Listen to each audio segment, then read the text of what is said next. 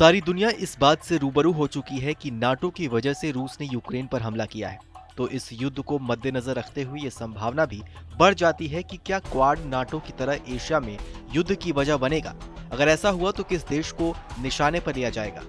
चीन ने क्वाड और ऑक्स को लेकर अमेरिका पर जमकर निशाना साधा है। चीनी विदेश मंत्री वांग यी ने कहा है कि अमेरिका नाटो का इंडो पैसिफिक वर्जन तैयार कर रहा है। वांग यी ने यह भी आरोप लगाया है कि इसका प्रमुख उद्देश्य आसियान जैसे क्षेत्रीय सहयोग ढांचे को कमजोर करना है।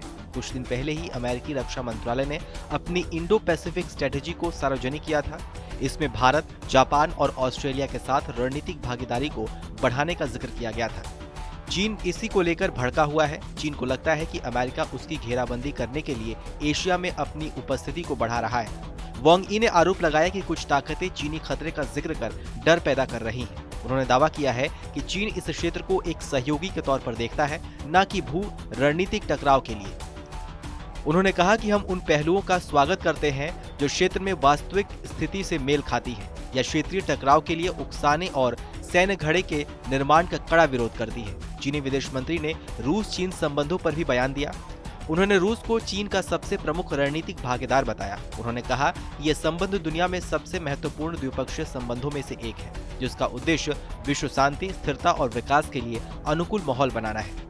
वांग यी ने यह भी कहा है कि अंतर्राष्ट्रीय परिदृश्य कितना भी खतरनाक हो या ना हो, हम अपने रणनीतिक फोकस को बनाए रखेंगे और नए युग में व्यापक चीन रूस साझेदारी के विकास को बढ़ावा देंगे। वांग यी ने दावा किया है कि दोनों देशों के लोगों के बीच दोस्ती मजबूत है और दोनों पक्षों की भविष्य में सहयोग की अपार संभावनाएं हैं।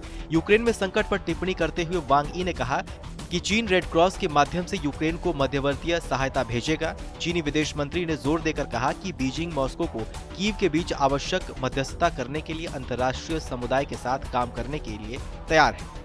यूक्रेन संकट की ताइवान से तुलना किए जाने पर चीन के विदेश मंत्री वांग यी ने कड़ा विरोध जताया। उन्होंने कहा कि ताइवान और यूक्रेन मौलिक रूप से अलग अलग मुद्दे हैं, उनकी तुलना नहीं की जा सकती है। उन्होंने कहा कि ताइवान बीजिंग का एक विशेष मामला है जिसे चीन के अभिन्न अंग के रूप में द्वीप का दर्जा दिया गया है। उन्होंने दावा किया है कि अंत में ताइवान अपनी मातृभूमि यानी चीन के पास लौट आएगा। बहरहाल, हमारी इस खबर को लेकर आपकी क्या राय है, हमें कमेंट सेक्शन में लिखकर जरूर बताइए। बाकी देश और दुनिया की तमाम बड़ी खबरों के लिए देखते रहिए TV9 भारतवर्ष।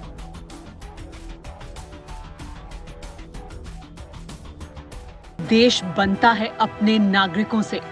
ऐसे नागरिक जो अधिकार के साथ कर्तव्य पर भी ध्यान दें, जो सच्चाई का आदर करें लेकिन असत्य से लड़ना भी सीखें, जो सिर्फ जानकार न बने बल्कि जागरूक भी रहें। इस काम में TV9 डिजिटल है आपका मददगार लगातार, ताकि आप भीड़ का हिस्सा न बने बल्कि राह दिखाएं भीड़ को।